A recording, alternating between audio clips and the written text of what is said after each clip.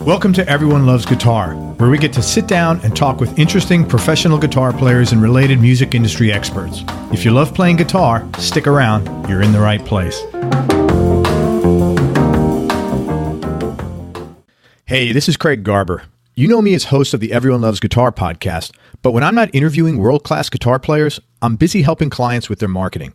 In fact, since March of 2000, I've helped over 300 clients in 108 different industries all over the world sell everything from $20 books to $5,000 seminar seats and everything in between. I even authored a book about my experience called How to Make Maximum Money with Minimum Customers. Now, if you own or operate a business, ask yourself the following marketing-related questions and be honest with your answers. Are you generating fresh new qualified leads on a daily basis? Is your website generating enough sales? And if not, do you know why? Is your advertising effective? Is it predictably and reliably making you several multiples of what you're spending on it? And lastly, are you consistently communicating with your email list? Or do you have an email list of prospects and customers, but you have no idea what to say to them, how often to say it, or how to make money with this list? If you need solutions for these marketing problems, then you need to book a one-on-one marketing strategy session with me. After this strategy session, you'll know how to speak to and make money with your email list, how to use your website to attract customers and clients who are ready to buy from you now, and how to sell your goods and services for top dollar and at much higher profit margins than your competition. Listen, stop hoping things will get better on their own.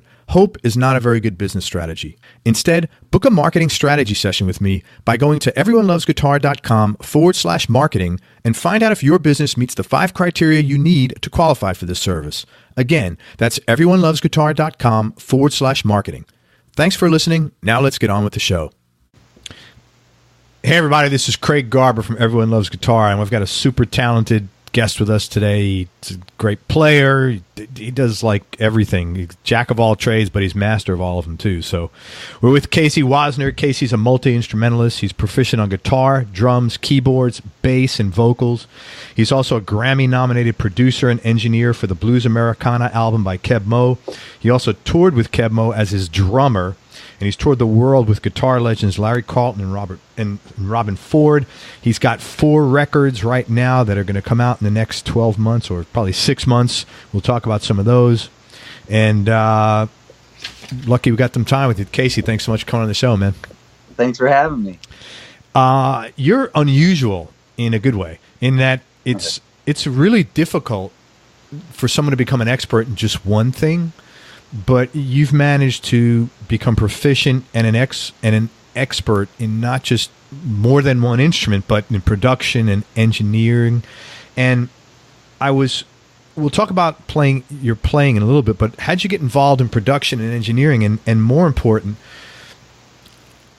what's the driver in you? Like, what is the driving factor that pushes you to master all these things? Like, why do you do that? Like, most people are like happy to, get their black belt, but you've got your black belt in 4, disciplines. Yeah. Well, first thing is, I don't know if I'll ever master it or be an expert at it, but I sure do learn a lot every time I do it. But what got me into it actually was I moved to Nashville from Minnesota to be a drummer when I graduated high school in 2001. And it wasn't maybe a year or 2 into it, I started songwriting and just kind of, did a 180.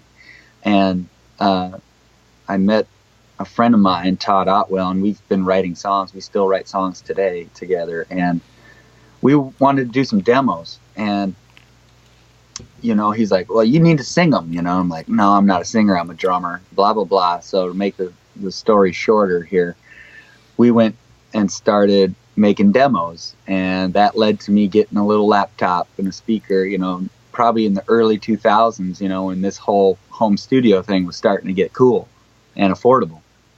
And so I kind of got on that train early, and one thing led to another over the next, 10 or so years. I toured and became a tech for Larry and Robben, and just met a whole bunch of great people through that. And when Keb Mo moved to Nashville in 2010, he was looking for a new crew, and I was offered the gig to be his guitar tech.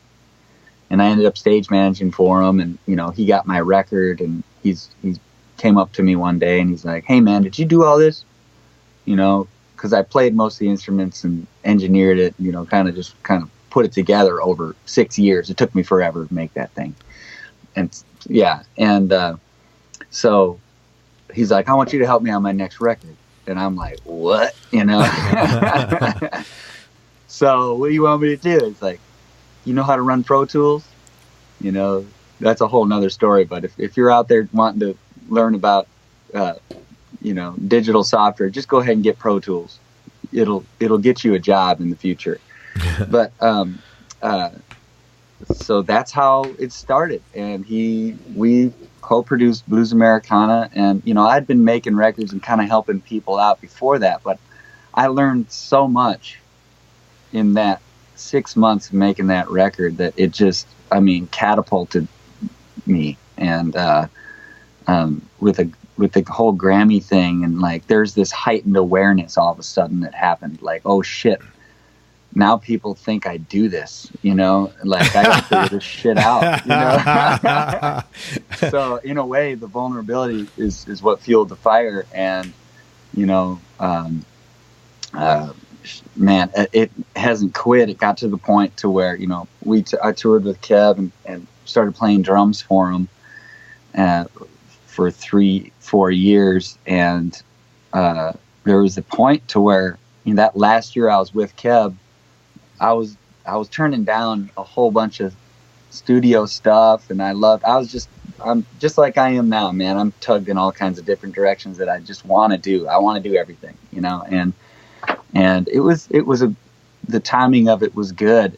And this year's my first year off the road, and I've just been in the studio the whole time and just producing and concentrated effort. You know, if people want something done, I can commit to them months in advance. Like when you're on the road, you can't commit to anything, you know. So here I am in it still. So that's currently what I'm up to every day. And you know, along with, you know, some of the latest I'm going back on the road with Robben, playing guitar for him.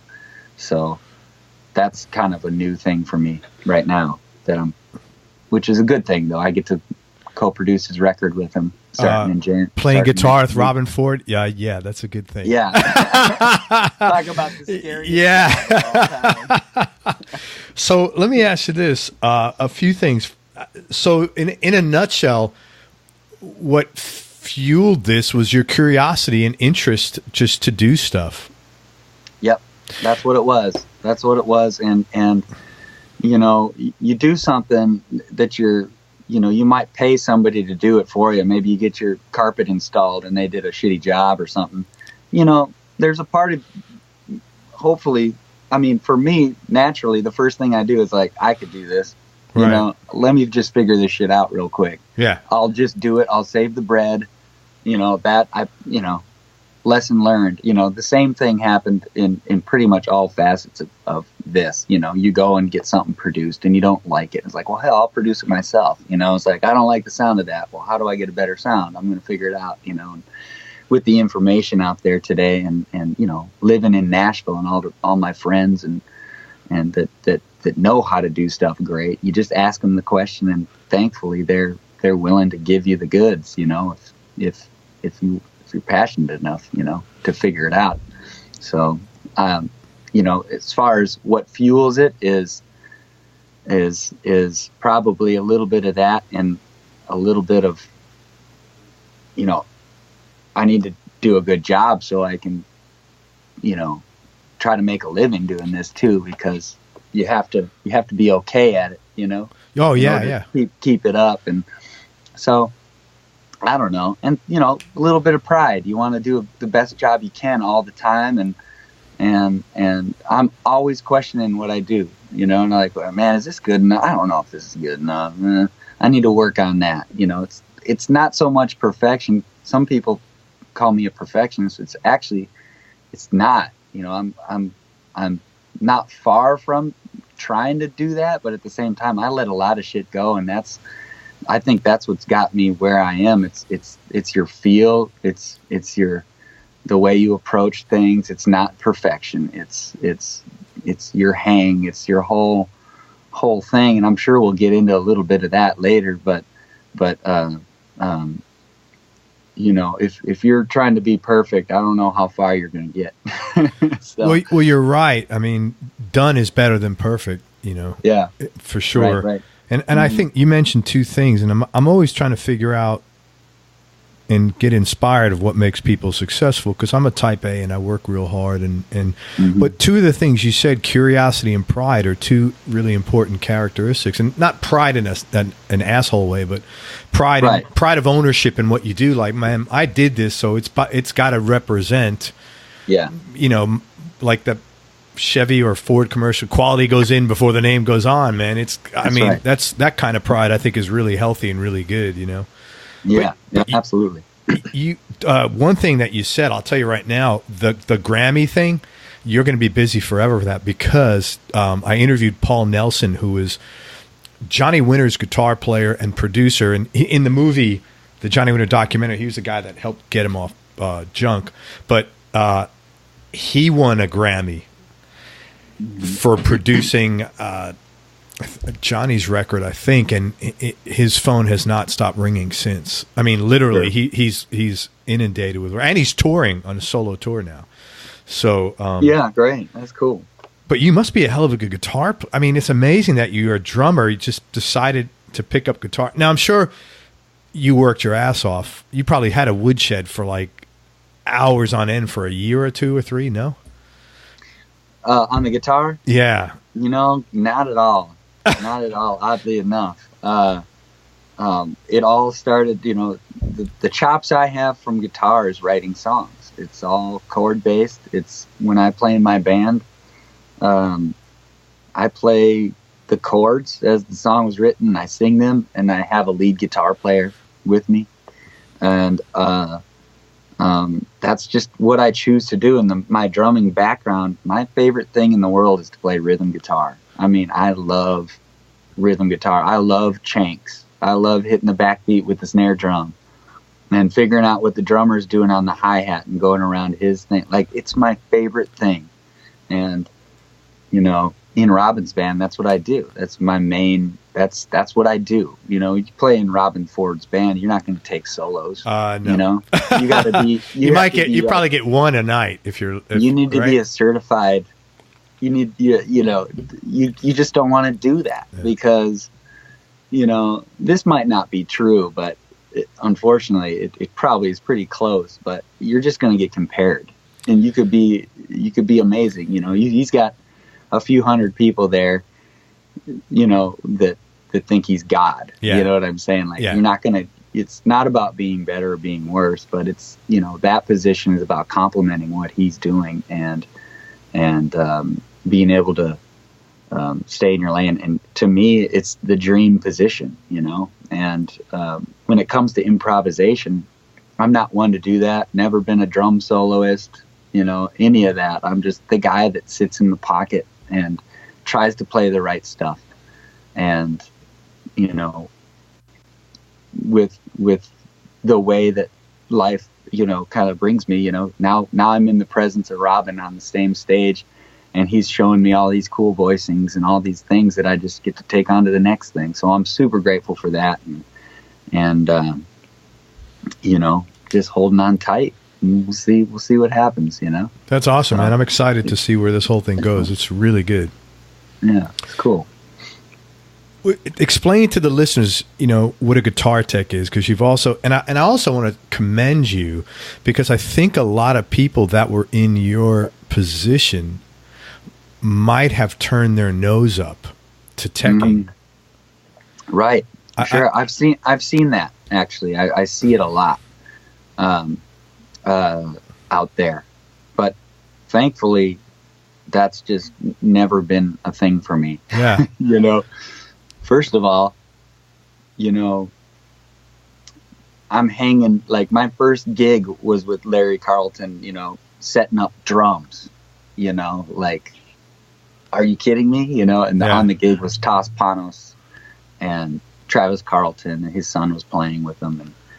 And it's like, all of a sudden I was inserted into this musical, just unbelievable musical experience. And every night after night, you know, just watching just the most amazing. That's another reason why I would, you know, after watching Larry and Robben and all these guys solo, like, who would want to try to do that anyway? Oh yeah. Anyway, it's just like, well, after you watch the best for, yeah, you know, 1,000 nights, you're just kind of like, you know what? I think I'm going to stick to the G chord. You know?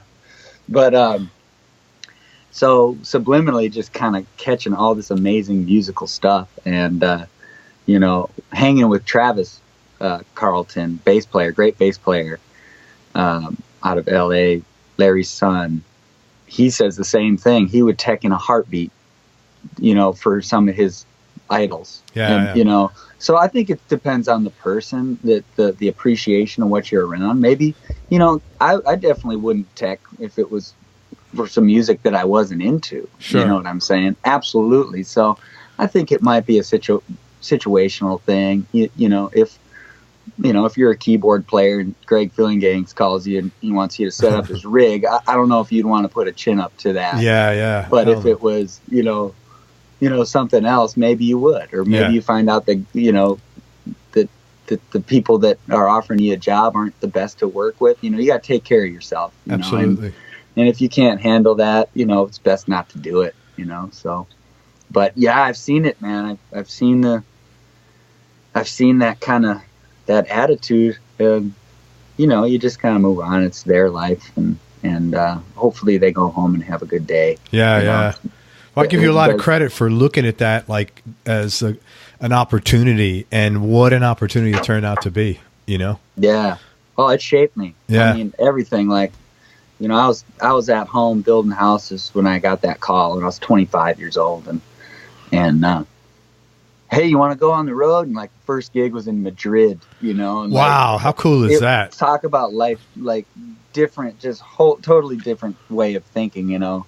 Like literally talking on the phone with a tool belt around my waist, you know. Like, okay, let's do this. You know, it wasn't a ton of money, it was, you know, but it was. I was, you know, what a great opportunity, and went with it and did it the best I could, and it's just turned into so many random things. And, you know, I've been able to make money doing music, and that's why I moved to Nashville. You know, right.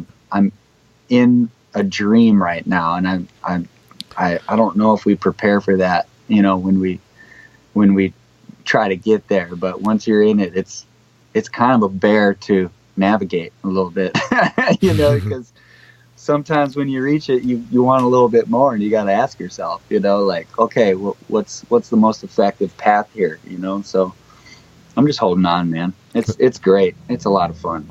I'm really glad for you, man. And I got to tell everybody that Casey's in his home studio now is so freaking gorgeous. It's got like, I know when it's on the floor, it's like parquet wood, but what is that called when it's on the walls like that? It's gorgeous. I love that. Beadboard. Beadboard. It's freaking so cool looking, man. It really looks good. It's set up real. You could tell you're a builder because it's not like thrown together. It was like deliberately done, and the way you hung the baffles and the sound stuff there, it looks really cool, man. Yeah, right on. Yeah, you got to have kind of a little bit of a madness in a studio for it to work just right.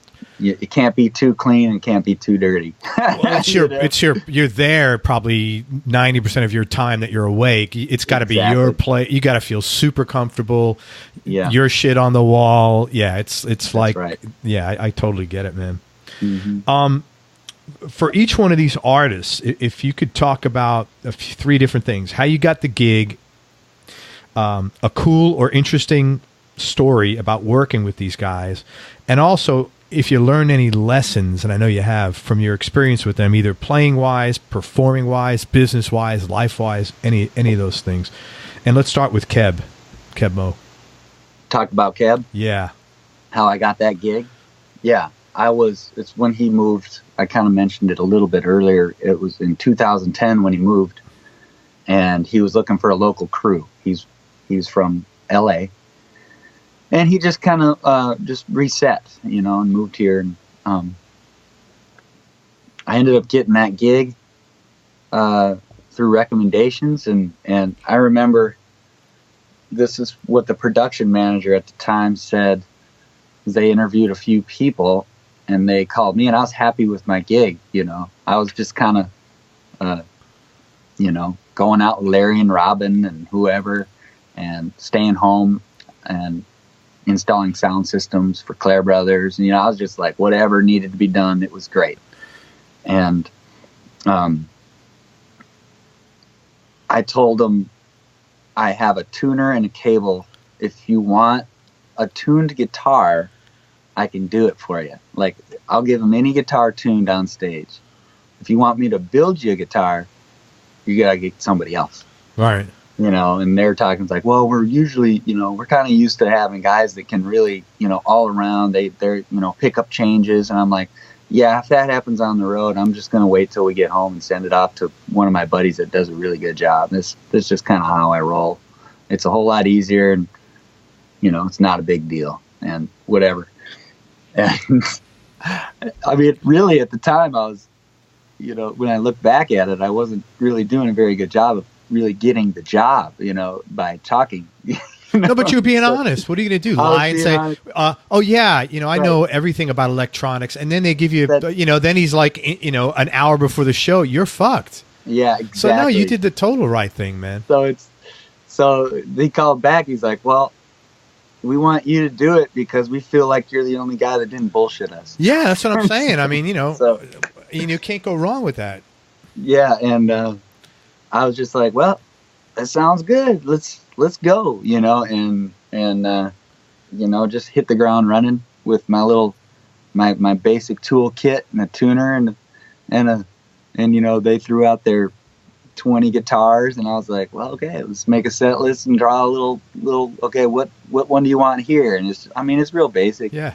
It's real basic, and hanging with Keb and one of my idols, so it's just another part of the dream. And that turned into stage management and just kind of all around cat. And me and Keb are real close. We're bros. And he's got a studio about 15 minutes from here, and we've done a ton of work together in there and plan on doing that in the future here. So that's awesome. That's turned into an incredible just a life-changing experience for me. But it came with just not bullshitting people. There's so much bullshit out there, and I don't blame people for bullshit, because it's tough business out there, man. And if you feel like you got a leg up by doing that, whatever, I just hope that I hope nobody's getting hurt out there at the same time, So, but that's how I got that gig with Keb. What have you learned from this whole experience with Keb? What's the most important lesson you've learned? There's probably been dozens, but yeah, there's been a lot on all kinds of fronts. I don't know if I've learned it. Maybe there's definitely learning things. Maybe it's more of a realization, and he's so busy. And I was such a big part of that for so many years that I've learned to just sit back and be calm and everything's cool. Everything's going to be fine. And things are straightforward, and, simple is better, and all these things. And this is all those traits is what Keb is too. So him being, becoming one of my best buds, it's just a natural thing. You know how that is. Like everything happens in time. You don't need to go push and push and push. And exactly. Yeah. And just, there's just the right amount of push that you can give yourself. But in the end, being calm and collected and trying to do the best job you can really pays off the most, and I don't know if that makes any sense. No, I guess it totally does. I guess I learned that, or maybe I realized that, or maybe we all have it and you just have to realize it. You know what I'm saying? Well, I think it's, I don't know. At 35, you don't usually know that. So I give, maybe you watching him as a role model in a sense, how he handles stuff is, is like, that's really good, but usually I don't think you learn that at 35. So hats off to you. I didn't anyway. So right on. Yeah. Did you guys play here in Clearwater at the State Street Theater? Clearwater, Florida. Yeah. Yeah, we played there. Let me tell you, this is I had tickets to see Keb, and the ticket, I guess the company that owns State Street Theater in Clearwater also owns or manages tickets for Ruth Eckerd in St. Pete. Yeah. So I get the tickets, right? And I go to concerts all the time. So I took my wife and I pull up to Ruth Eckerd and I'm like, the parking lot's empty. What the hell? I look at the ticket. It was at the State Street Theater in Clearwater, but I'd never been there. But it was the same tickets that they issue. When was that? Man, this was probably 5 years ago.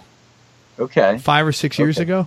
So you had to be on the gig. Because it was right. So I started with Keb in 2011. Yeah, so this is probably like 13 or 14, something like that. Sure. And so by the time I got there, it was like too late to go to because Clearwater was like 40 minutes away, maybe 45 on a Saturday. I was like, oh my, I couldn't believe it. I was so bummed that night. Oh man. Well, next time you're in town, I won't make that mistake twice. Yeah, maybe I can hook you up with a little. Whatever, man. Next time they're in town, we'll make it right. That sounds good, man. Talk about now, Larry. How'd you get the gig? And because you said that was the first gig you got. Yep. Now this is how I got turned on all this. My uncle Rick Wheeler is the guitar tech for. At the time, he was working for Larry and still does, and Robben. He's out with Sam Bush now. He's his tour manager guy, but he's the one that needed help, and that's how I started all this. And then just kind of years, and everybody kind of does their thing. But that's how I got into the Larry camp, and I live in Leapers Fork, Tennessee. And Larry at the time lived here. He's moved in another part of Tennessee, but still in the hood in a way. But yeah, I just kind of hit the ground running. I was 25, and just learned about lobby calls and not how to be late, and it all just kind of started happening with Larry through my Uncle Rick. That's awesome, man. Yeah. I think Reggie Young lives in Leapers Fork, right? Yeah, Reggie. I know Reggie. Yeah, Reggie's amazing. He's coming on the show soon. I spoke with his wife and him and his wife. I was running sound for a band here in Leapers Fork called the Homer Deaver Band, and it was this all-star bluegrass cover band. And Reggie was in the band with like Richie Albright on drums and all these amazing guys. Don Helms, who was originally in Hank Williams' band, You're Cheating Apart, all that. Yeah. And it was, Reggie was one of the guys, and that was a fun time. That was probably in the mid 2000s, late 2000s. But we called it, we'd get out all the haymaking equipment, if you will, and get a disco ball out and this crazy little sound system, and fun times. Yeah. So your Uncle Rick referred you to Larry. Was there any lessons learned in observing or being around Larry or listening to something he might have said? Oh, geez. Talk about, being around the best. Larry is just incredible. So at that time, I probably wasn't able to take it in. You know what I'm saying? Yes. I have now. Larry's, he's still a great friend and family. So, man, he'd show me some pretty big chords on the guitar, but when it came to lessons, it was all about professionalism, and like, he's just so sharp, man. That's a sharp dude, Larry Carlton. So, real witty, funny, and great times, and I got to know Travis Carlton, and who's one of my best buds too. And yeah, that's what I learned there. It's hard to pinpoint what you learn when you're hanging around for years with something, you know. It's other than just trying to be a better person, you know, and going for that. And how about Robben? How did you get the gig with Robben? Through Larry. I figured, yeah. So they went through that phase where there's the Larry and Robben. You some of you may have heard the live record and stuff like that. But that kind of went on for a couple of years, and you know, Robben just, you know, would holler like, hey, I got a tour coming up, I need some help. And, you know, either I was out with Larry or Robben, and, you know, Larry was playing with Foreplay, so I go out with Foreplay and ended up checking that whole gig for a while, and with Nathan and Harvey and Bob James and those guys, and that was like a whole nother scene. You know. Yeah. Like, so that's just kind of how it went, you know, between Rick, you know, being called, and, you know, if somebody wasn't available, and, you know, we just kind of all helped each other out, you know, and just, I got thrown into positions that I've never done. Hey man, can you tour manage? Or I'm like, well, I've never done that, but, you know, we can go for it. You know, I know what a day sheet is, and I know what it's like to ask questions, so I'll do my best to not have you ask any questions. How about we start there? And, you know, just don't bullshit anybody. Just like, whoops. Yeah. It's so pretty. Tour managing is definitely not for me. It's not my favorite thing in the world. But what don't you like about it? Dealing with that booking. A lot. Tour managers are amazing people, man. It's a natural ability. You know, you can go out and learn it, but you really got to want to do it. It's a service industry. Yeah. All the way. It's a 24-hour job, and it's intense, and you got to know if you're cut out for that or you're not. You know. Explain to the listeners what exactly a tour manager does. Well, first of all, they pretty much put out all the fires. They organize everything. So you're kind of the common denominator between the band management, you know, and you know, anybody else on the business side, and then you're in between the business and the creative side. So you're right in the middle dealing with all of the stuff. You know, and venues, they take care of all the venues as well. Oh yeah, you are the face of the band. Yeah, you are the face of the band, and man, I think some bands get called back because the tour manager is so awesome.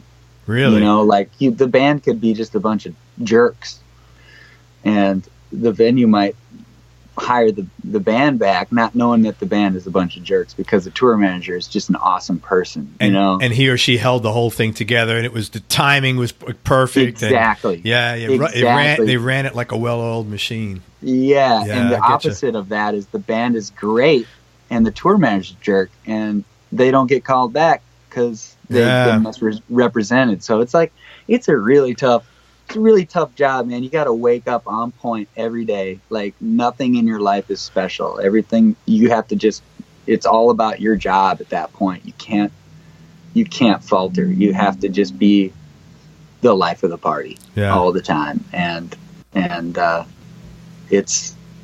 that's tough. Yeah. That's tough. But it's an amazing, and you can make, I mean, I've told myself a bunch of times, I wish I knew what I wanted to be when I grew up, you know, like if I knew, like, I'm going to be a tour manager to the stars, like legitimately you could just go in and do that. Or I want to be a songwriter, or I want to be a drummer. I want to do this. I wish I knew what it was. I want to be a producer, whatever it is. But tour management is the one job that actually I saw as a real opportunity to go and stay in this industry and be reliable, as the most reliable job in the industry, because all you need to do is what I was just saying, is just be super on point, super organized, an awesome person. And it's surprising how many of those people aren't out there. You know what I'm saying? No, it's not. Once you get a little older, you realize it's not a surprise at all. I realize, and I still realize that that's probably the most reliable job I could get myself right now in this business, is being a great tour manager. And the chances of me liking it are kind of slim. But if you're lucky enough to want to study that and figure it out and learn all the tricks, there's so many great tools out there, and get to know the industry. Once the industry knows you and you're a great tour manager, it's just, you can't. You'll be employed forever. You will be employed forever. It's not like being the best guitar player. You could be on the street for a year. Yes. You know what I'm saying? Yep. Like, but if you're a great tech, and that goes for all the tech positions, you know, but if you just, that's a great gig out there. If anybody's listening, the tech side is an amazing place. And for me, if it wasn't for teching, I wouldn't be doing what I'm doing right now. And I would go back to it in a heartbeat. And I love being on the stage and you know, helping out. I miss that. I love, you know, going to an empty stage and setting up the lights and the risers and, you know, getting it just great and going to catering. You know, it's like, it's a life, man. It's pretty cool. It's pretty cool. If you're out there and you got an opportunity, I'd mess around with it and get your feet wet. And if you're not a jerk, you'll probably be busy for a long time. Do you know John Prestia? No, that rings a bell though. He's Tim McGraw's tech. He's been, he's okay. Now they have a team now. They got like 3 techs, but he's been with Tim for 19 and a half years. Wow, man. So, yeah, that's it right there, man. Yeah. And he's so good, man. I mean, yeah. It's one thing to have your guitar set up like by your local luthier, but when that 335 there, I bought that when I was in Nashville, and John set it up. The dude is like, and I'm sure you're the same way, he's like freaking MacGyver, and like he set it up so perfect. I don't think I could ever have anybody else set up my guitar again. Yeah. You know, it's like, you know, having sex with the most beautiful woman in the world the first time, you know, you're like soiled or spoiled forever. Yeah. I mean, honestly, I picked the thing up and it's like, oh my God, every day, if I don't even know how good it feels, how it got like that, what he did, but yeah, you know, you're right, man. That's a very valuable skill to lots of other people. Yeah. Yeah. Hey, talk about what you're working on now that you're most excited about, because you've got your hands in a bunch of things. I do. Well, I'm producing mainly right now and helping people. I hate to call it producing. I really don't like the word produce for some reason, but I like to think that, you know, I'm helping people get their music out there and help them get it on a CD or whatever they want, iTunes, and just doing a ton of that right now. And there's a few projects that I'll be producing. We'll use producing just because that's the easy one to use. But man, you don't want to you don't want to have someone, you don't want to do all the work you're doing, and then when the record comes out, it has somebody else's name on there. Yeah, right. Trust me. Exactly. No, I know it. I hear you, man. So let's talk about your projects, man. So I'm working on a rock and roll project right now. We've been doing this for a long time. It's been in the works for about 8 months. It's taken a long time because we're taking our time. Is that that's your band? That's a band out of Natchez, Mississippi that I'm producing. Okay, so that's Bishop Gunn. Bishop Gunn, right. Yep. And they're great. They're great. A lot of fun. And this will be their second record. And, we just sent it off to the mixer yesterday. So that's a big milestone for us.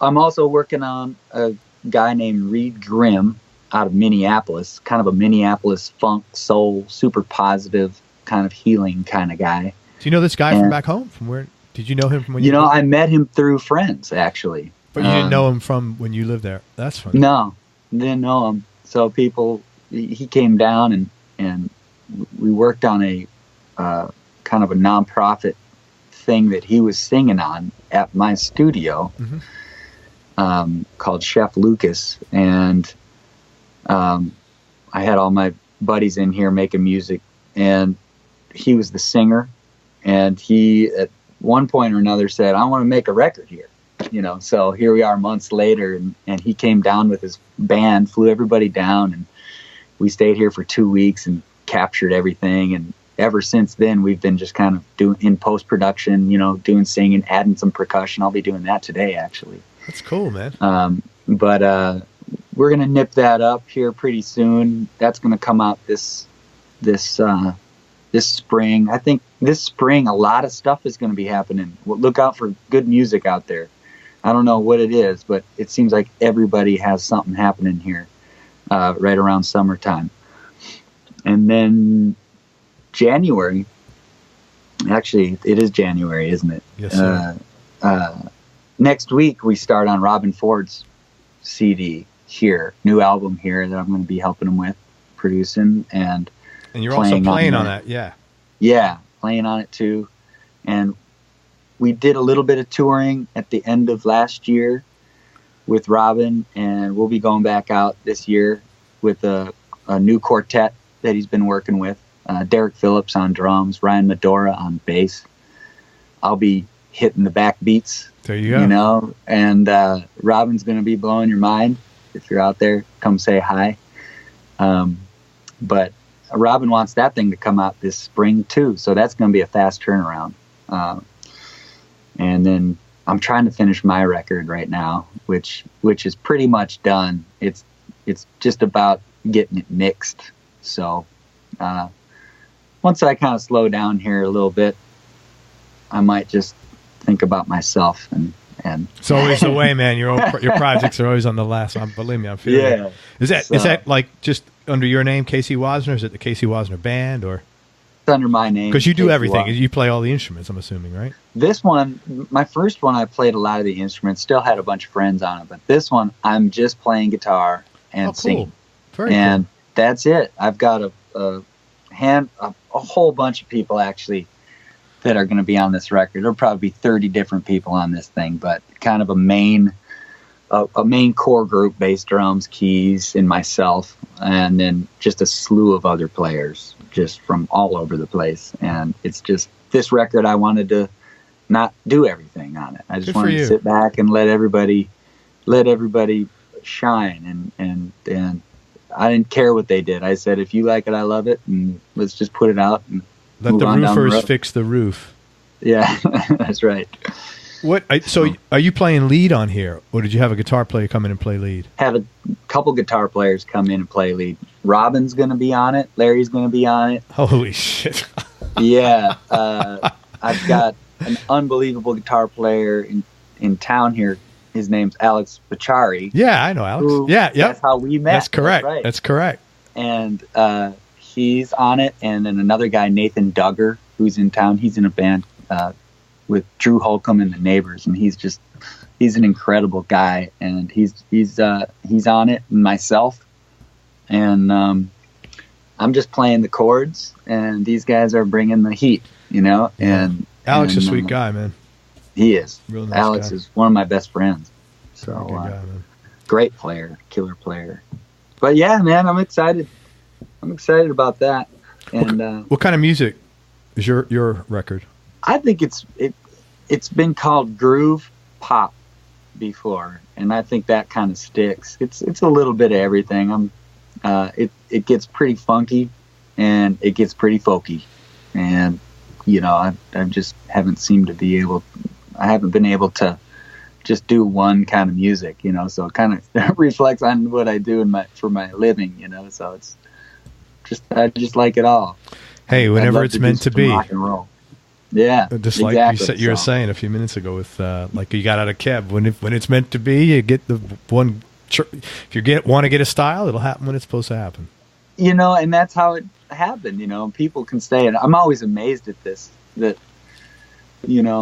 helping people with their music, producing, if you will, you kind of you help them cast the characters, and, I've got all my best buds playing on this thing, and a song that's just on paper, it's like an acoustic guitar, and here's the song, and I show them, and everybody sits down, we count it off, and the song just sounds like, we didn't say like, this is going to have like an Earth, Wind and Fire feel, or this is going to have a Steely Dan feel, this is going to have a James Taylor feel, or, none of that happened. It just does happen. You know what I'm saying? I do.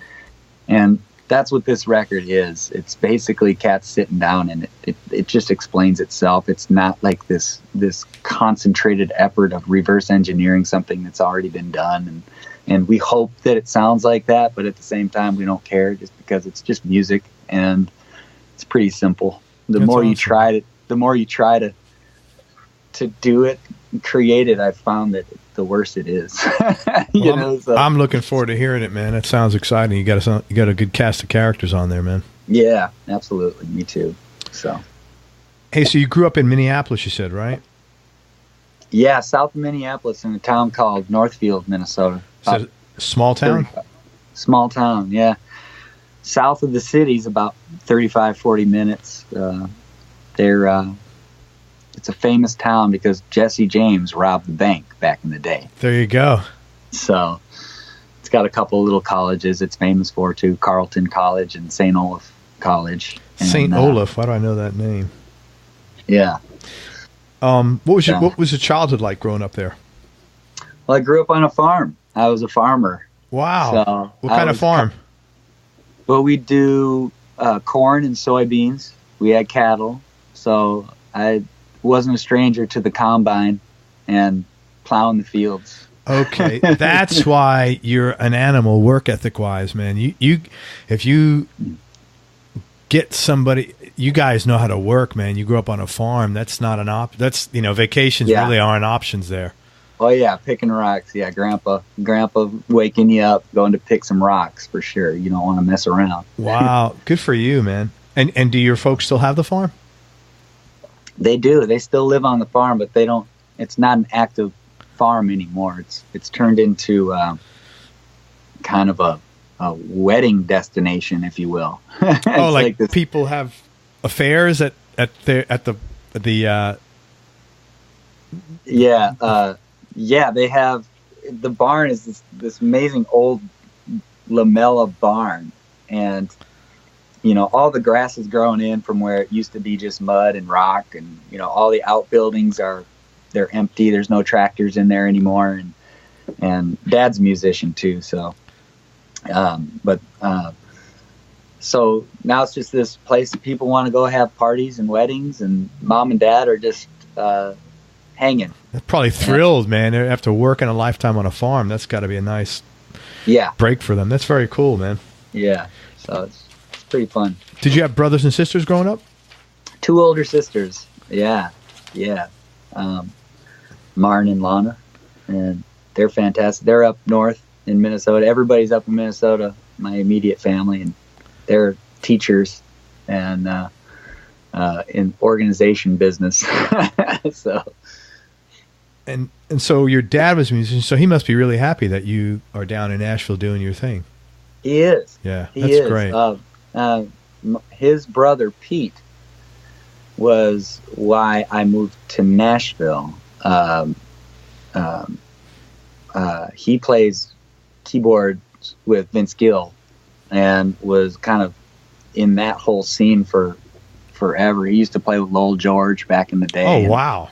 And so I called Uncle Pete because he's a songwriter, and that's where I kind of first got the taste of what the possibility of being in the music. You can go and make some money in the music business because he's got #1 hits, So I saw that, and I'm kind of like, well, shit, maybe I should give this a shot. So I was thinking about going to Berklee College of Music.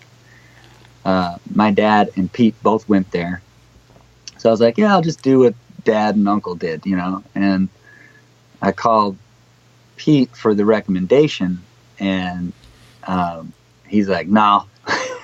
So he said, why don't you move down to Nashville and live with me for, just live with me, and I'll teach you how to read a chart, and then I'll take you to some sessions, and that's all you need. Wow, good for you, man. So you had some good mentors there between your Uncle Pete and your Uncle Rick. Yeah. Now, those are both your dad's brothers? Pete's my dad's brother. That's Pete Wasner, and Rick's wife, Lori, is your dad's sister. Is my dad's sister. Yeah. Oh, okay. That's so cool, man. Yeah. So and that's great. She's an intense jazz singer, vocalese singer too. So it's like it's kind of all embedded in there. But with the influence of, hey, you should do this, check this out. And thankfully I was like, okay, instead of, I don't know if I could have done it if I didn't have any family ties here in Nashville. So that's another thing that I like to kind of spread out there. If you feel like you're in a place where you can't, you can probably grow where you are, but if you need a little push, you need to move into a town, I wouldn't be scared about knowing anybody. Just go for it. And I would do it again in a heartbeat, but I wouldn't have known that if it wasn't for my Uncle Pete, So. Yeah, but it's good that, look, you had someone help you open a door, but you kept the doors open. People could open doors for you, and that's the way in the music business 90% of it is, whether it's your uncle or a friend. Exactly. But man, it's up to you to keep that door open. You get your foot in, cool, but now it's your job. Exactly. You do. There's been a ton of that where, you don't. I found out that that you've got to pave your way. You really do, but it helps with that little bit of influence and a little bit of just drive, and it feels good. So I'm glad I'm here, and I'm still receiving some of that every day, and it comes from places I don't expect. So I'm gonna keep hauling here as long as I can. I have a question here, Casey. By the way, my younger son's name is Casey, funny enough. And my dad's name is Craig. You're kidding me. No. That's wild. Holy crap. That is really funny. Yeah, oh, man. right? I got to make sure I tell my... that is really funny. Your dad's name is Craig. That is wild. Yeah. I got to write that one down. Tell my wife. Yeah. I have a question here, but I don't know if the question is, what are some of the biggest obstacles you've had to overcome through this journey? I don't even know. Your attitude is so good. I don't even know if you look at anything like an obstacle. You know what? I don't think I do. Yeah. I don't think I do. Yeah. I guess if there was going to be an obstacle, it would be wanting to move too fast. And I have to remind myself to just let time be my friend and be patient. And, like I have a studio, you know what I'm saying? Like every part of me wants all the gear, but you can't do that. That's just, you got to wait. Well, not in one day. You can, but just not in one day. Exactly. You got to let time kind of. I love that, man. I just wrote that down. Let time be my friend. I love that. Yeah. Man. And that goes along with everything, whether you're going to be playing guitar for somebody or in somebody's band, or you want to do this and want to do that. As long as you're making little steps towards preparing for the opportunity, you're good, man. Because once the opportunity is in front of you, you're just going to be like, boom, let's do this, And there's been plenty of times where I'm not ready for the opportunity. And, right now, you just do what you can, be passionate and stay in it and be honest with people. Maybe you're not ready for the opportunity, but go ahead and tell them you don't build guitars, but you can tune guitars, and that might get you the gig. Absolutely. Yeah. I honesty is in such short supply, to be honest with you, that I can see why you get jobs if you are straightforward, because I don't know why. And I don't think I think sometimes people aren't deliberately trying to lie, but it's almost like their insecurities don't allow them to, be straightforward. I think like when you went in there, you were like, man, I can't do this. And if it's not a fit, that's totally cool. Yeah. But if you know human psychology, if in a sense, when you say, hey, you're wanted more, the less needy you are. Mm-hmm. So sure. you know what I'm saying? So you came in there like, listen, man, I could do this, but not that. And if that doesn't work, I totally get it. It's fine.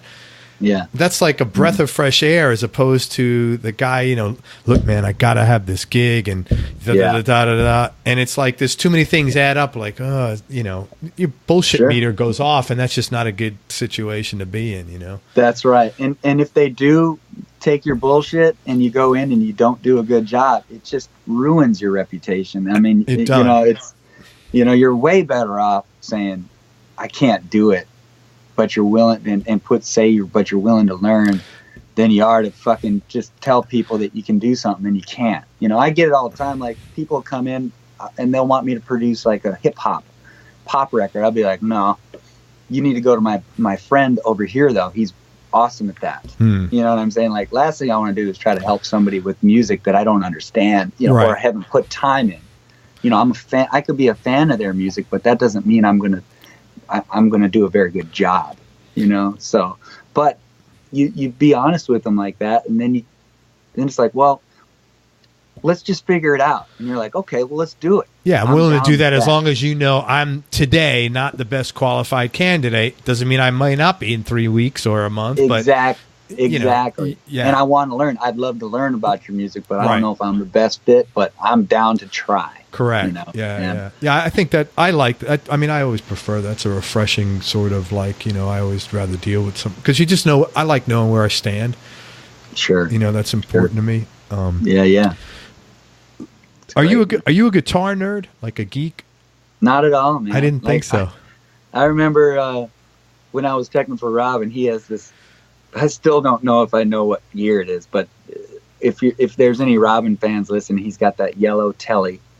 I think it's like a 52 or something like that. And anyway, I was teching for him, and somebody's like, "What year is that Telly?" You know, and I was like, "I don't know, man." And they got legitimately like mad at me on the front of the stage, and maybe they thought you did know, and you would just bullshit, like being they were ready to you know talk about all the pickups and, you know, what kind of strings and all this stuff, and I'm just like, I don't know, man.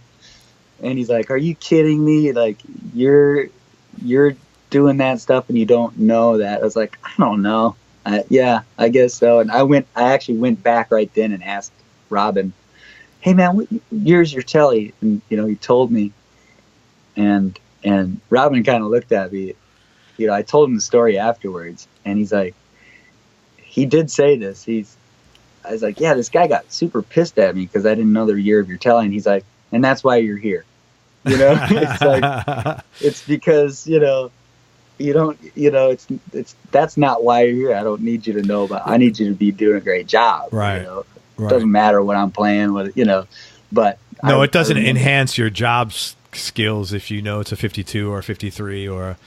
Yeah, exactly. And there's just so much I've learned. I like the guitars that play well, and then we kind of figure it out from there. But I hadn't gone in on guitar, man. I'm the same way with all the instruments too. Drums, you know, I'm just haven't nerded out. The most nerding I've done is in the studio, man. I love the studio, and you know, just. But when it comes to instruments, it's been so much about the parts being played.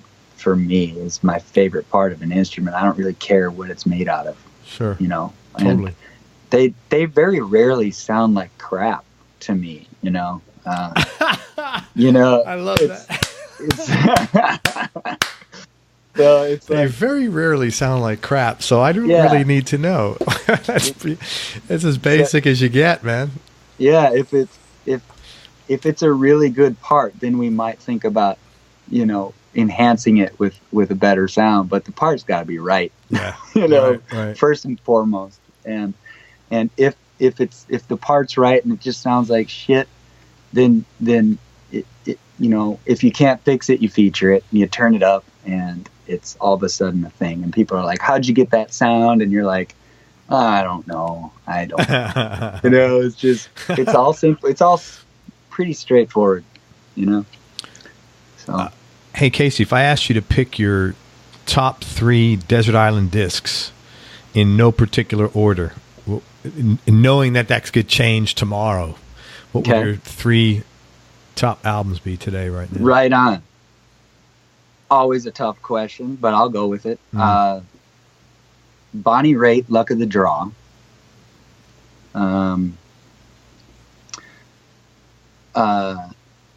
James Taylor, New Moonshine. And oh my gosh. Can we do 4? Yeah. Special today, 4. Huey Lewis and the News. Oh, that's cool. 4. And Donny Hathaway Live. Very cool. Yeah. And then, you know, obviously there's 10 more, but we'll keep it. Yeah, we'll keep you only it get there. one extra one, man. Can't get out of control here, Casey. Hey, so what's something that you've learned about yourself along this journey so far? Well, the whole journey has been through kind of, you know, and I'm still in it, obviously. We all are, but, man. You know, my early 20s, and, you know, we all know about our 20s. You know, it's a crazy, crazy place. So. Were you crazy? You just seemed like so, like, mellow, man, and, like, responsible. I couldn't see you going crazy, nuts. But I was like, I was just, you know, I was grateful for my 20s because I was just so concentrated and I did what I wanted to do. It was a selfish time and in a good way, you know, and I was just like what we've been talking about, just learning about all these things and trying and just going hard and trying to do a good job. But what I've learned so far, and hope to learn 10 times that, but is probably just how to have confidence and believe in what you do. You know, I'm still working on that. You know what I'm saying? Like, and but it's all there. It's I guess, if that makes any sense, you know. Well, let's explore that a little bit. It can't be just one thing, I think. You know what I'm saying? It's probably what I'm coming up with is, you know, learning how to tune a guitar, or learning how to play drums, or whatever it is. It's all of that is the obvious, but I think what I've learned the most is building confidence and assertiveness and having just the right amount of self-promotion, if you will, or business sense or entrepreneurialism, you know, all those things I'm still working on, you know. And I know we talked about it a while back. It wasn't in this interview. Maybe just for a minute we were talking about marketing and you know, that whole scene in the music business and promoting yourself and all those things I'm not very good at, but I'm learning how to do it. And I used to have a viewpoint on a lot of things like, oh, you know, don't worry about it, you know, but now I'm understanding like all of these things are super important. And yeah, I'd have to say that to answer your question, I'm still learning the most. You know, I don't think I've learned the biggest thing yet, you know, so. Well, let's talk about those, because you said 3 things. You said confidence, assertiveness, and self-promotion. So someone's listening to this, and maybe they're a musician, maybe they're a welder, maybe they're own a business, whatever. But yeah. Confidence is a thing that a lot of people struggle with. And Sure. and usually your confidence is lower. Unfortunately or fortunately, the reality is confidence tends to ebb and flow with income to some extent. Mm-hmm. Or if not income, busyness, right? Absolutely. Like when you're busy, you feel better, even if you're not making money. But if you're like on the road, you know, you feel better when you're doing shit, basically. What did you do? Like, how did you said you had to build your confidence, and I think that was a very important thing, regardless of what you do in any career. What things did you do to build your confidence at times when you were feeling insecure? Well, first of all, if it was a choice to build confidence, I don't know if it's ever been a choice for me to build confidence or or, you know, I think what it is not knowing that you're building confidence, for me, has been what it's been all about. So you have your private success and your public success. You know, we're all very good at being successful privately on our couch, you know, or watching TV, writing a song, or playing your favorite blues lick and playing. But, you know, the moment you're in public doing that, all of a sudden you're like, why can't I do what I was doing privately? And the more you do that, you know, is when I realized that the more you can get out and try to get some public success in those forms is when I kind of started building confidence, is when I took a song to the stage and I sang it, you know, and I'm like, well, shit, I played drums for, you know, my whole life. I'm just going to go up and sing this song. It's going to be no problem. It's like a completely different beast, you know. All of a sudden, you know, we all heard it, you know, you're there, you are naked on the stage, and it's your song, which is even more of a risk, because you're not singing something that's, you know, you're not singing Jack and Diane. Exactly. That's when everybody loves and wants to hear it, you know? Yeah. Maybe the realization of that public success is necessary for that confidence building. I can't build confidence alone. I can't do it sitting at my house. I can't do it working on my record alone. I can't even do it working on my record alone and then releasing it to the public. That's a form of it, but to me, it's going out there and just kind of, you know, in front of people. You know, if you're a guitar player, going to the blues jam and completely forgetting about yourself and just doing your thing publicly, and people going, dude, or yo, you need to work on your shit, you know, whatever it is. I mean, it could be all the things, but that's public success, no matter if you're doing it good or bad, because the next time you do it, you know. So relating to the confidence thing, you know, that's what's been helping me. I've got a gig this Friday, and I know I'm going to be backed into a corner on all kinds of levels that I want to be at. I can do it at the house. I can sing these things at the house, but I need to go to that stage and try them out and try to do it. And there's going to be a lot of times where I'm not going to do it. Like, I'm going to think about it like, I want to open up right here a little bit, and it won't happen. And I'll mail it in, and I'll come back home, and I'll be privately successful. But I need to do the public success. I need to figure that out. I need to get out there and do it. And I guess if we go back to the question was, what have you learned? And then I said a bunch of stuff. And then if we're going around confidence, I think that's the only way I can build it is around everybody else hearing it and seeing it in person. And, you know, it's kind of a runaround. Sorry about that. But, because look, it's not an easy question. And I think the answer that you're saying is basically to take it out of musician terms and put it in general. In order to become more confident, you've got to make yourself vulnerable on some level. Yeah. Whether it's performing on a stage, or, you know, calling on a client, or taking a phone call, or making an outgoing phone call, or, you know, calling a contact that you want to get with, and putting yourself in a position where someone could say no, or, man, this is not my thing, or you get rejected. Well, that's right. And without saying it, you know, I'm trying to be a little politically correct here, but there's a lot of not critics. On this show. Yeah, I know. There's exactly right. And there's a lot of critics out there, and we all know those guys. There's the guys that comment and they rip apart a YouTube or something, or they rip apart a performance by somebody. And the first thing I think about is like, man, you got to get up there and try that. I want you to try that. You don't see any of these people that are going out being publicly successful for themselves.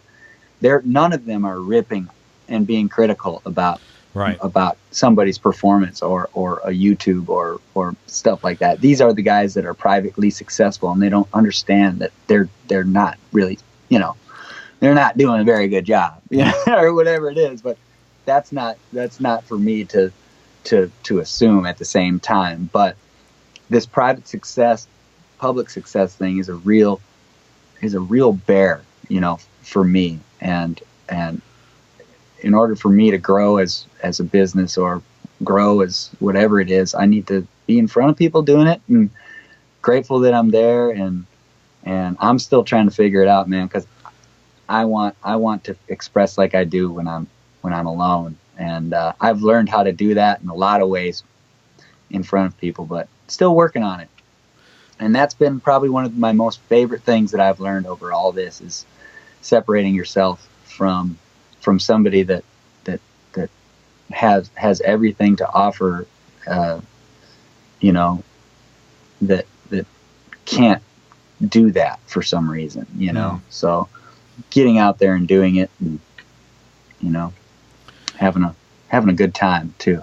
And well, man, not caring. Stick this in the back of your mind. Keb Mo, Robben Ford, and Larry Carlton think enough of your playing to let you hang with them. Yeah, so right. Guess what? It really doesn't matter what anybody thinks when they're out on. I mean, really, when it You're comes right. down to it, right? Because right. one thing you said that's true, and I realize this, is that the people who have actually done it are never going to troll you. They're never going to say, man, you suck. They're going to say, man, you did a really good job. You went out there and you gave 110%. Whatever your effort, whatever your end result is, and it's not going to be shitty, because you have a certain level of talent that, you know, it's not going to be bad. Right. I remember in 2009 when my book came out, I wrote a book on marketing and selling and writing ad copy, and I had these guys on these copywriting forums, and it was just hysterical. They were ripping it apart, and I was like, man, I just put out an almost 400-page book, and if you don't like it, that's totally cool, but let me see your book before you just like ripping me. They weren't ripping the book apart. They were ripping me apart. Like, and it was hilarious, because I'm like, I know. It was like, and you know what you got from that? You got public success from all that. So I guess we need these guys. I guess. I don't know, but it was quite funny. I'm like, wow, this is funny. They're not even like ripping my book apart, which they'd have a right to. They're like, oh, Garber's an asshole. I'm like, yeah, that was hilarious. I'm like, okay, well, I guess you're entitled to your opinion, you know. And now that the internet's around, you can put it out there, and other people are going to agree with you. But you know, and that, you know, with what you just said, maybe that's what it is. That's why this question's hard to answer. I mean, that's another lesson that I've learned, is like, how many people, how many styles, how, you know, what people's preferences are. You know, you could be around a group of people, and 99% of them, no, 100% of them love what you do, but you have to remember that there's another 100% out there that hate what you do, just because they don't like that style. Yeah, and for me, like, I celebrate that, and I know that. You know what I'm saying? Like, making my record right now, I want to be able to say, man, there's going to be a song that you love and a song that you're going to hate. That's what I can hope for. I hope that's the case, because I want somebody to love it. You know, if that's the outcome, it's great, you know, but I expect you to not like, you know. You can't make your own wife and kids like you 24/7. Right. So it would be completely unreasonable. No, I mean, seriously, it would be like, it's an unrealistic expectation to think you're going to make the rest of the world like you 24/7. Just not possible. Not possible. Not possible. You know, it's not possible. So, well, good, man. I'm glad you're doing that. I think you're doing a really good job in everything you're doing, man. And you know that. Well, appreciate it, man. That confidence will come the more you're out there, and the less you give a shit. Yeah. I hate to say it, but you know it's true. Yeah, and it's, you know, with that said, you know, I have a lot of confidence, but I don't ever feel like I should be too confident to do something. You know, I mean, I guess it's keeping yourself grounded is what I'm trying to say. It's, you know, when somebody says, I need you to help me with my record, I'm going to be really confident about that. I'm going to be like, absolutely, I can help you 100%. But having, you know, understanding that there are people that are doing what you do too, that are amazing what they do. You're not the only guy, of course, you know, but at the same time, there's a certain level of that confidence that you're going to need to build to get to your next place, you know. So if you're in a place where you're comfortable, you might have to get to a higher place, soon, but you're going to have to be confident to get there. Yeah. Somebody's going to have to believe in you for you to grow. And I wouldn't be doing myself a favor if I wasn't trying to grow confidently and learn and maybe not be more confident, but just that falls into those other categories, assertiveness and all that. It's a madness, man. And that's how this business works. And like you said, that applicates to a whole bunch of businesses. And this one in particular requires attention all the time of that whole kind of grind, if you will. We hear the grind, and I walk into a Home Depot and I'm like, man, I'd love to work here. You know what I'm saying? Like, I'd like to just work here and just freaking. The grass is always greener. You got a question, I'm gonna freaking answer the shit out of it. You know what I'm saying? Like, sure. I would love that job too. So but this business itself is a challenge a lot mentally. So, well, I would say is though, in my experience anyway, don't worry about being arrogant, because at least for the most part, being arrogant's like being pregnant. You either are or you're not. Yeah. It's a rare situation where you got a guy who's genuinely working and attains success that suddenly becomes arrogant. I mean, it might happen one-off, but I have found it's the guys that for some reason got to skip a few steps and became successful. Yeah. And they might be a little more arrogant because they didn't, I don't know, but I haven't usually you're not going to be humble now and then work yourself to the bone and then become an asshole. Yeah. I haven't seen that a lot in any industry, to be honest with you. So you'll be fine, man. Tell me something about yourself that people would either be surprised to hear or would find a little odd. Okay. Well, I love mowing my lawn. Yeah, man, we'll get you down here. I love... Why is that? Just like relaxing? I don't know, man. I just love grass. I love being outside. It probably goes back to my farmer ways, but I think, for the people that don't know me, which is a lot of my friends here, they don't know that I farmed. I go and play these soul shows, you know what I'm saying? And we get funky and we have a great band and horns. And I mean, I'm sure some of them would be like, what? You're like a hillbilly, And you're getting funky up on stage. That's good, man. Yeah, but so it's like I have this other part of me that's rooted in farm world and just I don't know. I have to be able to live somewhere where I can take a leak in the backyard without anybody seeing me, and what I'm saying? Like, yeah, I totally do. And I'm in that spot now, and I have to be able to have a little bonfire in the backyard, and like, I don't know, it's these things you might not expect, I guess, but other than that, big sports guy, loves sports. And, are you a Packer fan? I'm not a Packer fan, but I'm a Vikings fan. That's right, of course. Vikings fan. I grew up playing sports, so I was a 3-sport athlete until I left the house. So what, basketball? It was soccer, hockey, and baseball. And oddly enough, I was all-state soccer player in Minnesota in high school. So I was given the opportunity to go to college. I was going to say, you could probably get a scholarship on that. Yeah. That's like not as competitive as like baseball or football. Exactly. So I was offered that, but I had the music thing. I just had to go, so. Seems like you made a good decision.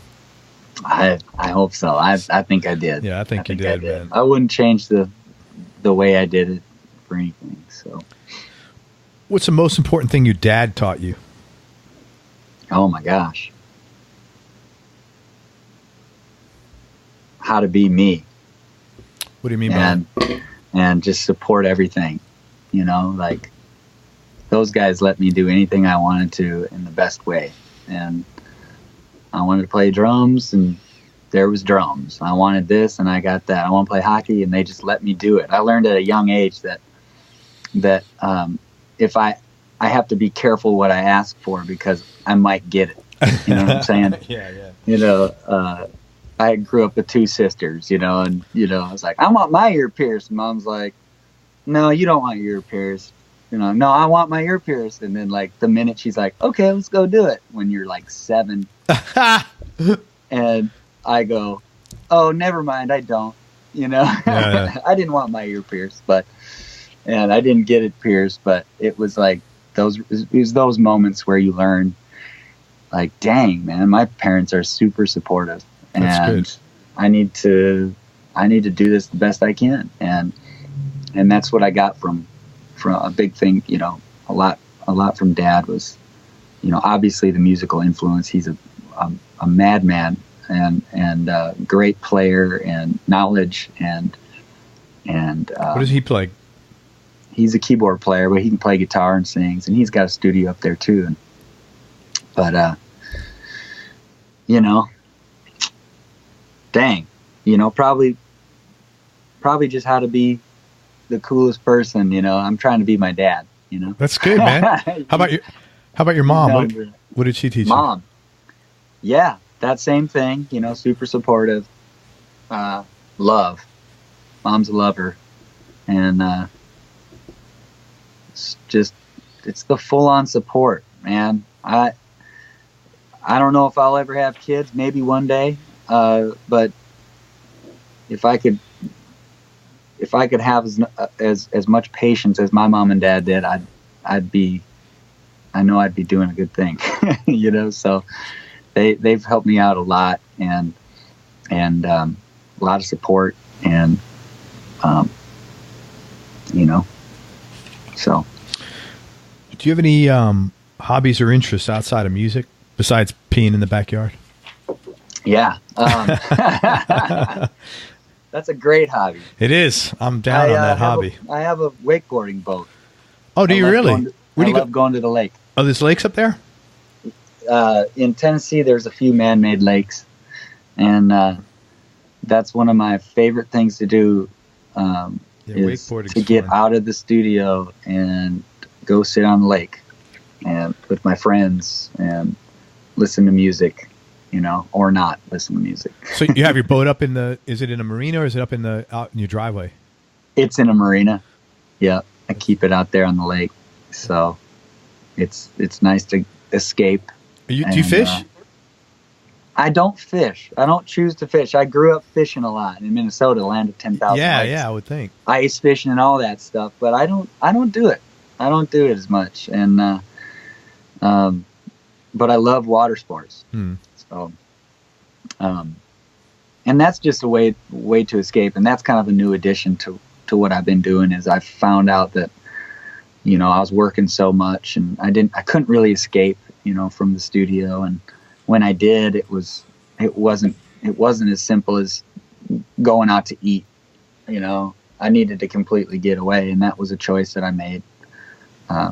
Was to be able to get away. You know, you got to drive a couple hours, you know, and get out of town. You know, so you know. How often do you go? You go in the summertime? Yeah, you know, try to go a couple times a month. Oh, that's good. That's pretty and good. Summers last a while down here. Yeah. You know. Yeah, so for sure. You don't have to get in the water. You can have a sweatshirt on. Just getting out there is a way to relax, and finding ways to do that is crucial. Yeah. And my energy, and you know, as you know, you have to do the same thing anywhere.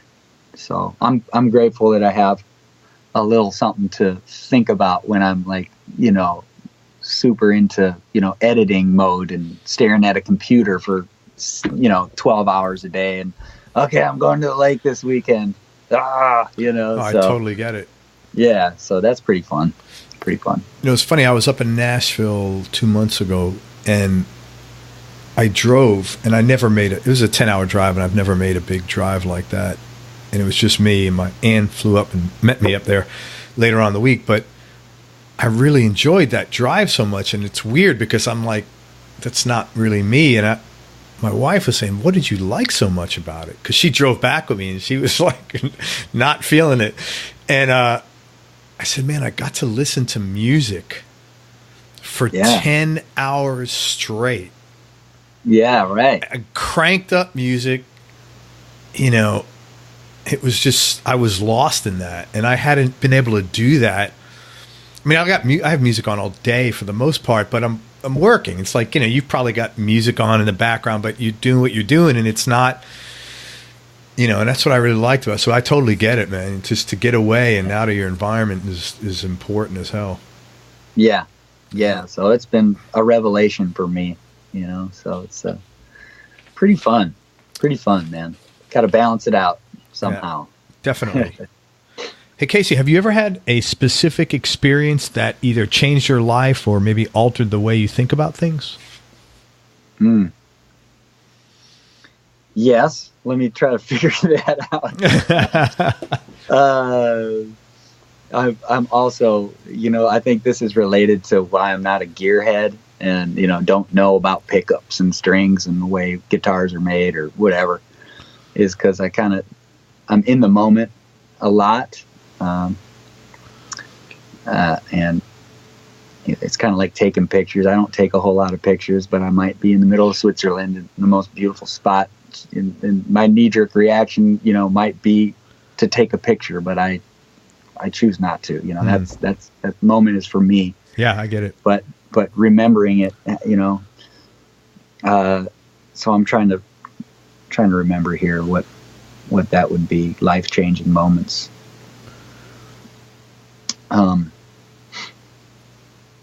I guess I might not be able to say what it is because I don't really know, and there's probably a bunch, but it would have to be just war stories from people, you know, just, you know,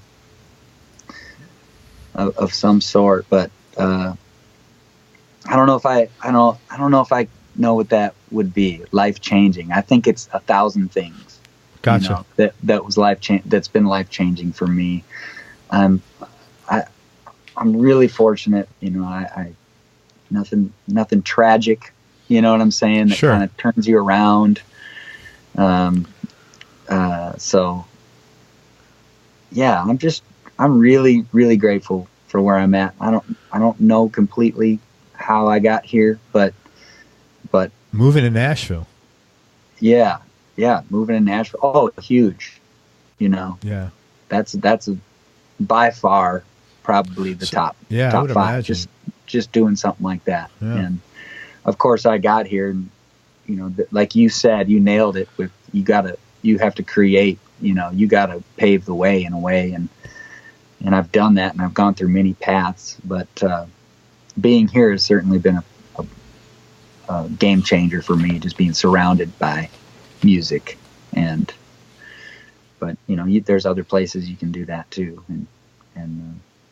but man, that's a tough question. I don't know why. It is. You know what I'm saying? We're keeping it real on this show. We don't ask you about do you use 9s or 10s here on the show. Yeah.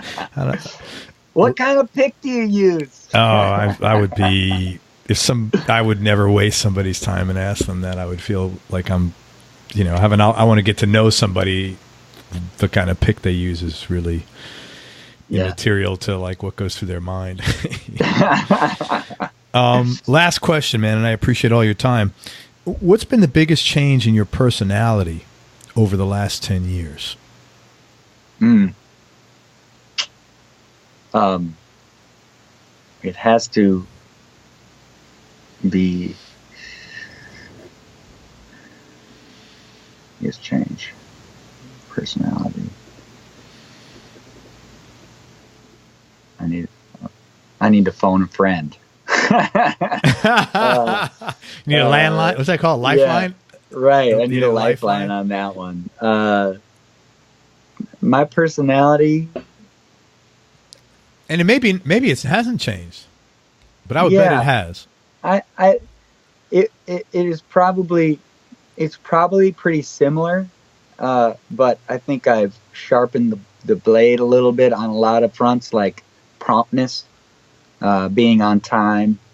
I'm a big advocate for on time, which, we all have to learn about that. But, on the road, I always tell the crew guys or whatever, like if I'm not there, everybody shows up to the lobby at 8 in the morning. If I'm not there at 7:55, you might as well just call because I'm sleeping, I try to be a little early, 15 minutes and probably stuff like that. Just reliability, working on being reliable, consistent, doing the best I can and not taking it for granted as maybe I would have 10 years ago, not realizing what the effects of being a professional and what it takes is. I probably wasn't thinking about that. And that's been a huge change, I know for a fact, So just being sure that you're being reliable for people if you're going to be working, and shit like that. Shit like that. Hey man, I really I can't thank you enough for your time. You've been real generous. I'm glad we got to meet, and I will tell everybody point blank, pay attention to this guy. I can tell you, in 3 or 4 years, I told Casey before the call, and I'm not a guy that blows smoke up people's ass. This guy's going to have like something major, like his own record company or a major studio, or he's going to be like really moving and shaking in his own little world up there. So pay attention. Right on, man. Any final words of wisdom before I tell people where they can find you? Oh, not really.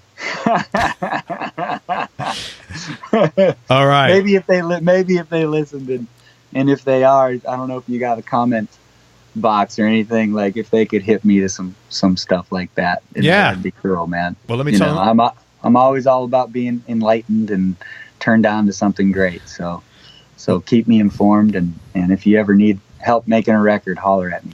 Let me tell them where to find you. And if you're Casey's neighbor, that is him peeing. That sound you hear. Anyway, he's on Facebook, Twitter, and Instagram at Casey Wasner, CaseYWasner. Check Casey out. Go to his website, CaseyWasner.com. He's a songwriter, producer. He's got a lot of stuff going on. What you could expect from this year is 4 records, his own album that's coming out 2018. Reed Grimm, he produced a record by Reed. He was a finalist on American Idol. Bishop Gunn, really good rock band from some town I can't pronounce in Mississippi. And he's producing, engineering, and playing on Robben Ford's next record. So, and Keb Mo's last album, what was it called? The Americana one? Blues Americana. I apologize. He's Grammy-nominated producer and engineer for that. And he toured with Keb as his drummer. So this guy's all over the board. Casey, thank you so much for your time, man. I really appreciate it. It was good talking with you. Thank you, Craig. I appreciate what you do, man. Thank you. All righty. Everybody, thank you so much for listening. I hope you enjoyed this interview as much as I did. Thanks again to Casey Wasner for spending his time with us. I truly appreciate it. Go to everyonelovesguitar.com. Sign up to get notified about future episodes, along with some cool stuff we'll be rolling out soon. Now, be nice. Go play your guitar, and most important, have some fun. Till next time, peace and love, y'all. I am out. We hope you enjoyed this show. If you did, subscribe to the Everyone Loves Guitar podcast, and you can do this online at everyonelovesguitar.com or on iTunes. And if you like the show, please leave us a 5-star positive review. The more 5-star reviews we get, the higher our show ranks, and higher rankings mean we get to continue speaking with cool, interesting guests on our show. We'll see you on the next episode, and until then, keep playing your guitar and have fun making music.